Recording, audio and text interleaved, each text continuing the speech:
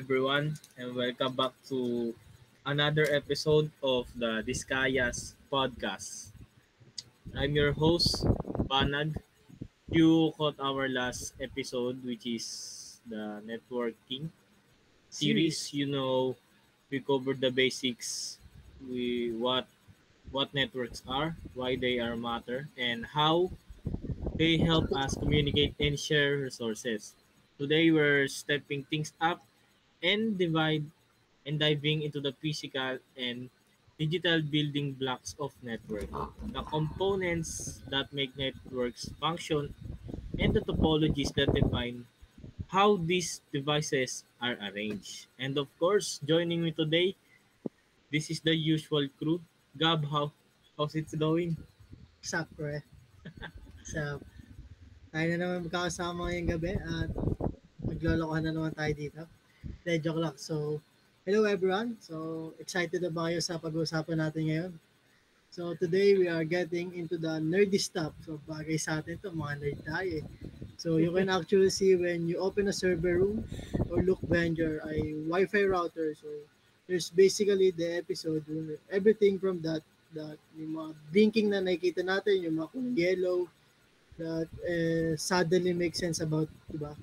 So, Tama. And with us, as always, our team, Jairo.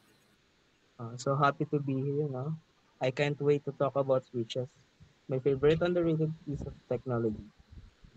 I'm ready to, though I'll argue routers are the real MVPs. Hmm.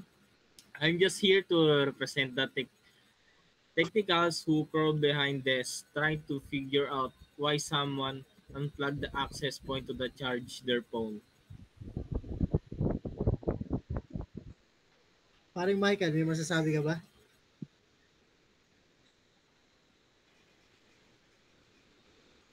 As the student in the group, I'm excited. I use all this stuff, but I never actually understood how any of it works. Yun. Salamat, pare. Alright, quick recap muna tayo about sa networking.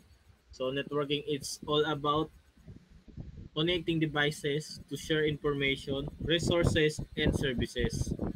Sa previous lesson natin, we talk about yung sa LANs, WANs, MANs, sa servers, sa basic network communication, sa IPS.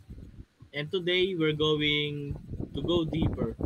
We're discussing network components and topologies, vital knowledge if you want to build or troubleshoot real world networks. So let's get into the component first. So, our first component naman na pag-usapan natin is the extended deep dive. So, think of like a city, you have roads, traffic lights, buildings, and people moving around. So, the network components play those roles. Na-handle nila yung some traffic lights, some connect roads, and some act as the destination. So, alright, Gyro, baka may masasabi ka naman about sa network interface card. So, ano po ikaw nakakaalam dyan? So, can we move on next slide? Next slide. Yeah.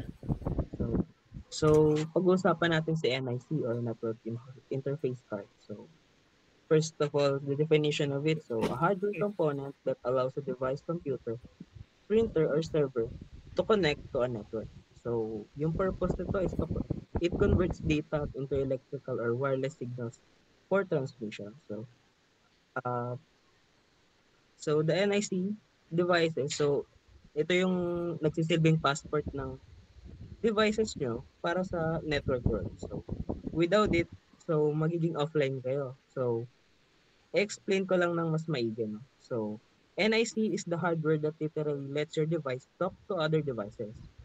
So, if your computer were a person, so si NIC siya yung magiging bibig at tenga mo. Okay. And so, ano nga bang ginagawa nito? So, it converts digital data into electrical or radio signals for the network. So, It reads incoming signals and converts them back into digital data, and that is how it communicates. So, parang nakikipag-usap siya. Then, it holds a permanent MAC address for device that uniquely identify every every devices. So, yun lang. So yung ano ba ma'am pwedeng example natin sa NIC? So pwede example dito yung mga devices na meron tayo no kunyari yung sa laptop, phone na may mga internet access so yun yung mga may NIC na tinatawag no. So, yung NIC is yung basically my device network personality. Sure. Yung MAC address naman is the name tag na nakikita natin bilang pangalan ng mga devices. Tama. Next naman tayo pare, na pag-usapan is the switches. Sean. So, sa switches naman, definition, devices that connect multiple computers within the same network. And ang purpose ng switches is forward data only to the specific device that needs it, improving speed and efficiency. So, bigyan ko lang ng konti pang karagdagang kaalaman. Yung switches are the traffic controllers of local networks. So, ano ba ginagawa ni switches? So, si switches ay yung nagko-connect sa mga multiple devices on the same network. Si switches is yung forward data only to the correct device using MAC addresses. Tapos, si switches na nagre-reduce the traffic and collisions. So para mas mabilis yung pag-send ng mga files natin no, Tama.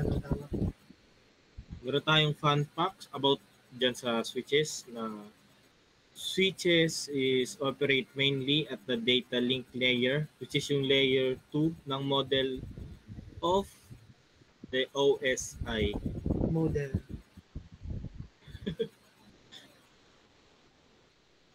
Tama. So, see office, you may see huge racks of full switches, yung mga port na nagko-connect sa computer, na-connect sa printer, camera, o sa access point kung saan man naroroon dun sa building, dun sa office nila.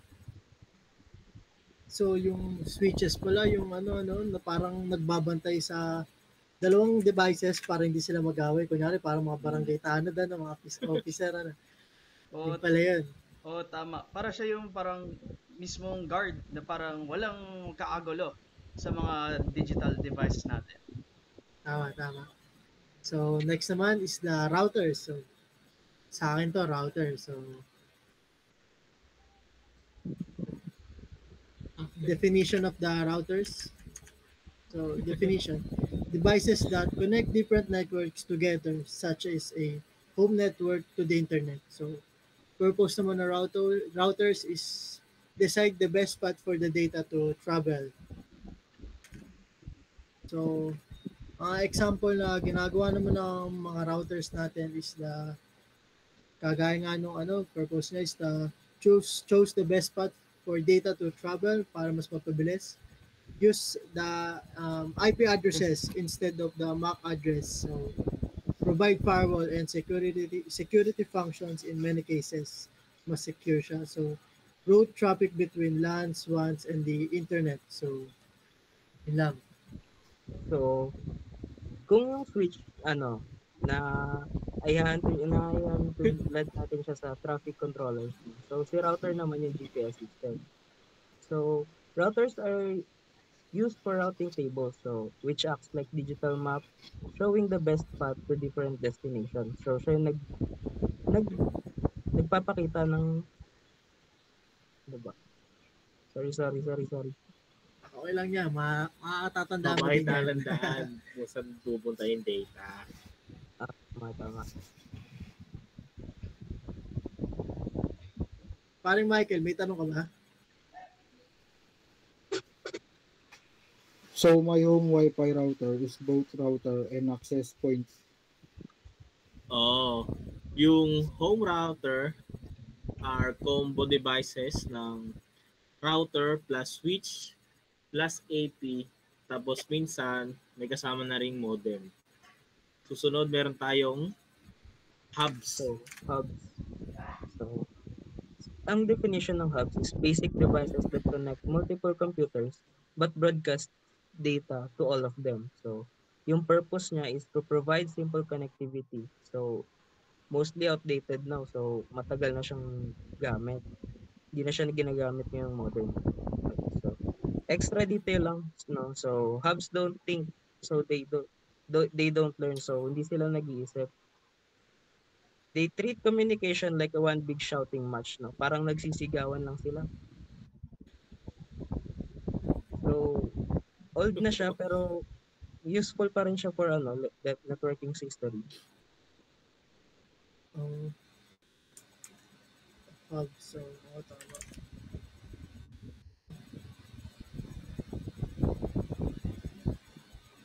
Um, So, next na tayo. So, next is yung sa modems. Yung modems is, the definition of modems is devices that convert digital data to analog signals and back. Purpose naman ng modems is allow networks to access the internet through ISPs. So, karagdagang kaalaman lang, ang modem is nagta-translate sa data between your local network and your ISP. It's what gives you access to the internet. At may apat na types ang modems. Ito yung mga DSL, cable, fiber, and cellular modems or data. Oh, so, thank you. Itanong lang ako, pre. If you, yung internet mo nag-crash and customer support as is your modem is like blinking, ano kaya yun, ano? that's why. Ayun, yun ang ibig sabihin. No? Susunod, meron tayong access points or yung APS kung tawagin. Definition, we have devices that connect multiple computers within the same network as LAN, which is yung napag-aralan natin last. And the purpose nito is to forward data only to specific device that needs it, improving speed and efficiency. APS, ang pinaka-main talaga nito is mag-provide ng Wi-Fi sa devices. Anong ginagawa nila? They're allowing wireless devices to join the network. Tulad ng mga laptop nga natin, cellphone, kahit TV, and game console is nako-connect nila. We have gumagawa din sila ng wireless coverage zones and can be stand-alone or controlled managed.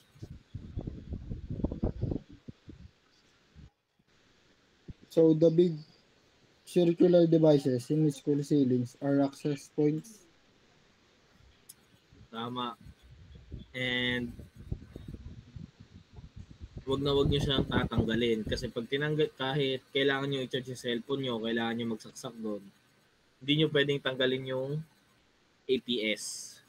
Paano pag tinanggal? Tanggal ang internet Tanggal nyo. lahat yun, ano?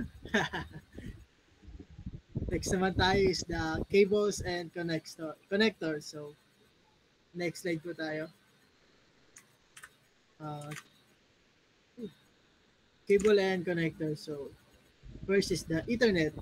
Copper cables used for wired connections like Cat5e or Cat6. So, and fiber optic uses light instead of electricity. Very fast and used in large networks or internet backbones. So the cables and the connectors. So, kumbaga, ito yung ginagamit natin pang connecta. So, di tayo makakapag usap ng networks kung wala tayong talking cables, wala tayong na-connect na cables. So, madaming example na internet cables. So, kung ano yung mga magaganda nating gamitin na cables. So, Cat5e is moderate, no? So, Cat6, so better, mas maganda siya, mas ginagamit palagi. Cat6a, long distance and good for high speed. So, ayun yung mas maganda gamitin. So they all carry electrical signals. So example naman ng fiber optic cables natin. So ano ba maganda example na dito? Gumagamit sila ng light Light, tama. instead na kuryente. Sobrang bilis nito. So Mm. yung fiber optic naman natin, immune siya sa mga electromagnetic interference natin. So hindi siya basta-basta ma-jam, ano, sa mga jammer devices natin. So it can travel long distance din. So, Connectors. fun fact, okay lang. So, fun fact, no, fiber can send data over kilometers with almost no loss. No? So, meron tayong dalawang types ng fiber, so which is single mode for long distance and very high speed, and multi-mode for short distance and cheaper. Thank you for that. And last, meron tayong servers and clients. So, servers, una, is a powerful computer that provides services such as files, application, and websites. Makikita nyo sa mga offices, sa computer shop, dun sa natin, sa computer lab. And we have clients, devices that request and use those services such as laptops and phones. Servers host resources.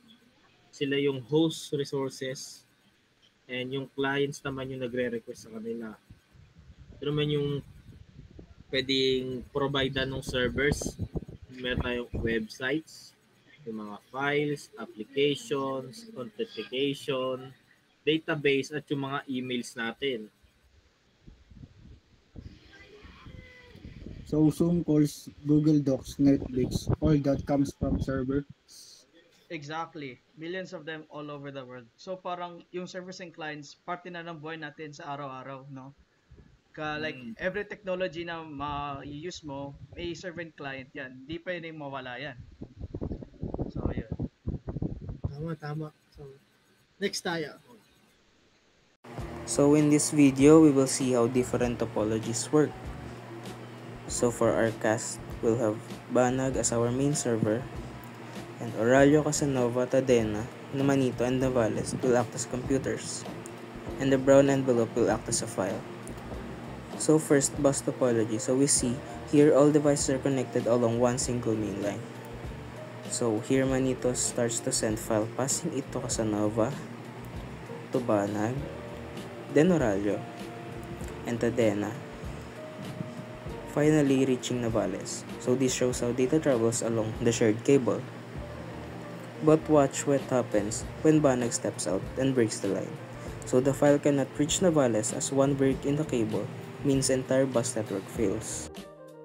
So next is the star topology. So here all computers connects to one central device. So here Casanova sends file to Tadena, but file must pass through the central device first. So file goes to Casanova, Banag, then finally to Tadena. So watch here, when Manito's connection failed, so from the central device, Manito loses access while everyone else continue normally. So this shows how star topology isolates failure. So next is the ring topology. So all computers form a circle and the data travels in one direction. So file must pass through every single device around the ring. So here Tadena passing file to Navales. So the file passed from Tadena, Manito, Casanova, Banag, and to Navales. But watch what happened when Banag breaks the chain. So the ring collapses. So a single break shuts down the entire ring. Next is the mesh topology, where everyone connects directly to multiple devices. So here, Tadena sends files straight to Navales, using one of many paths possible. So here, watch as Manito blocks the file, sending to Navales. Instead, mesh network stays functional because alternative routes exist.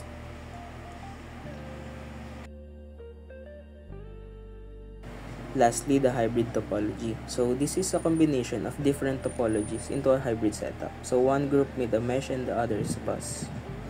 So in this example, Casanova sends file to Tadena.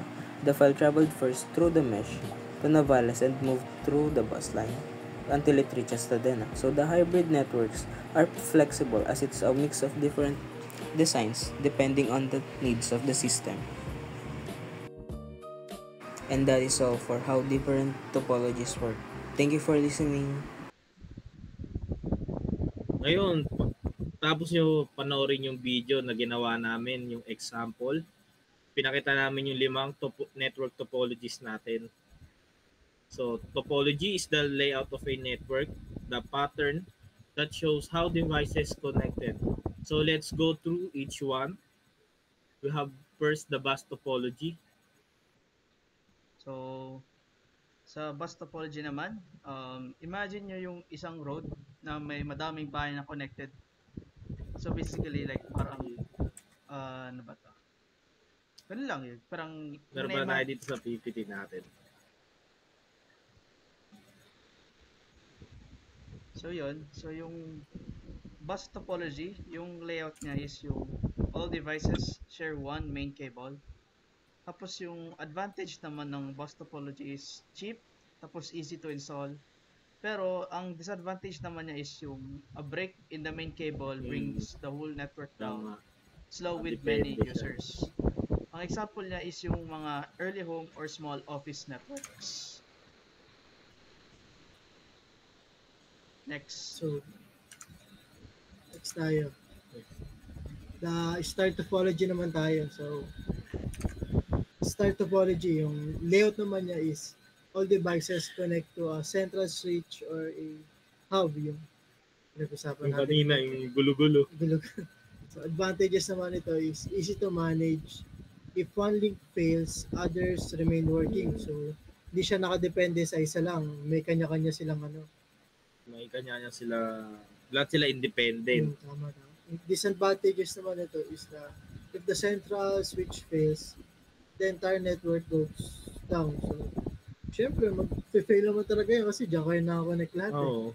Kahit sa ano man. So, example naman nito is the most modern office network.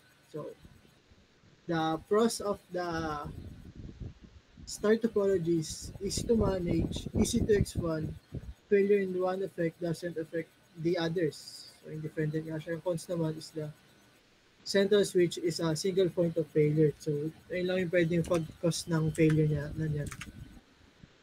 Next tayo. So now, ring topology. So layout niya is devices connect into a circular path. So pabilog siya. Then advantages niya, data flows in one direction, reducing collisions. So hindi magkakagulo yung data kasi isang way lang siya paikot. So disadvantage naman niya is a single break can affect the entire read. Natin to, example na lang nito is yung parang Christmas light. Kapag may nasirang isang bombilya sa Christmas light, nahawaan niya yung ibang ilaw na mamamatay din, na masisira. Okay. So, Maganda example mo. Ang dami pa naman Christmas light ngayon. Magpapasto na eh. So, next tayo.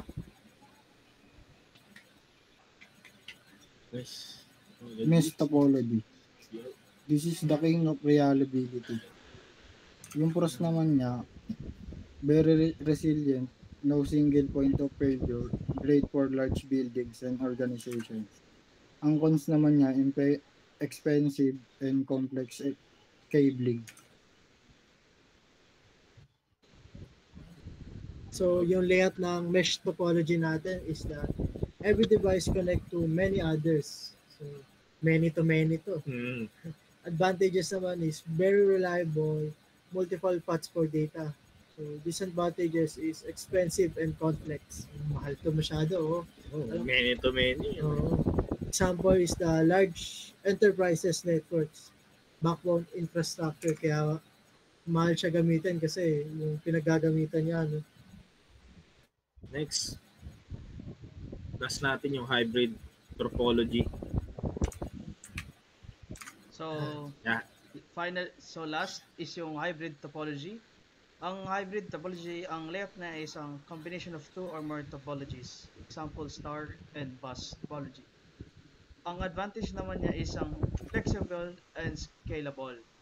Kaso, ang disadvantage naman niya is mas mahal to design and maintain. May dalawang topologies yung pinagsama. Tama.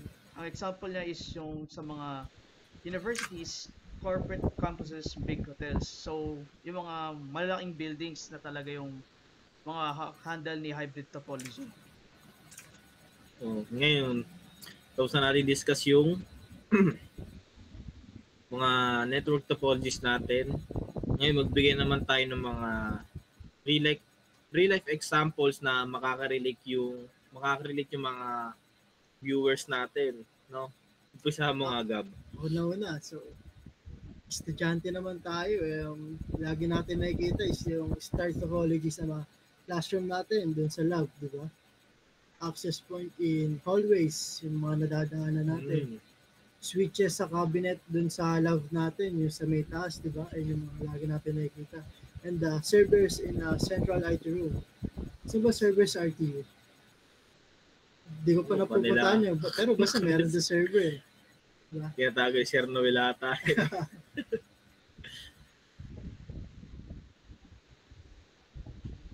So, ako na, no? So, companies, no?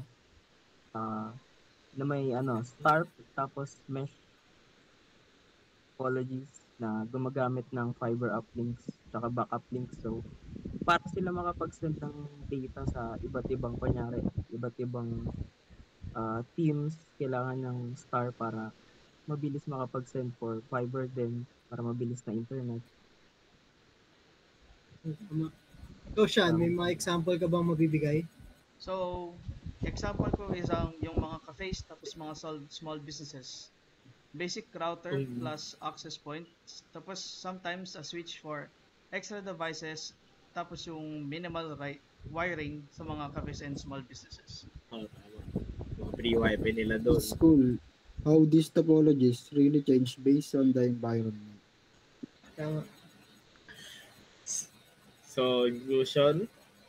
So, wait lang. Yung mga real life example natin, yung mga nakikita natin. Sa pang-araw-araw. Kahit sa pumunta, makikita mo yun. And so, understanding network components and topologies isn't just useful. Ito ay essential, lalo na sa mga katulad natin na tinitik yung course na BSIT balang araw.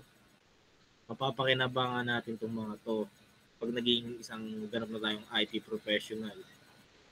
Tama. So, yung malaman lang natin kung how the network interface cards, switches, routers, and all these parts on how they work together helps us builds fast, reliable, and a secure network. So, ako naman. So, knowing topologies helps you design network that fits the environment. So, para mas mapabuti yung paggawa mo ng network mo. So, small shops, big businesses, tulad na sa mga schools, kaya sa mga city, no? So, plus naman, it helps you troubleshoot.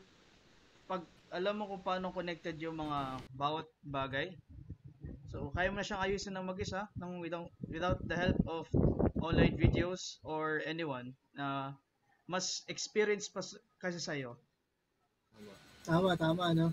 So, yung mga sinasabi nga sa atin lagi ng mga teacher natin, example na lang yung sa prof natin sa coding. Yung pagko-code, madali lang. Ang pinakamahirap doon is yung troubleshooting. 50% siguro noon is puro troubleshoot. And doon tayo mahihirapan talaga. Gagawin lang tayo doon eh. Ubus oras doon. Tama. This was super informative. I feel like I can walk into a server room now and not panic. So, that's all. Thank you for joining us today, everyone. And this is Disguise Podcast. See you again next time. Tutulog na kami. See you sa See you. finals. Yan tuloy sana sa finals, ano.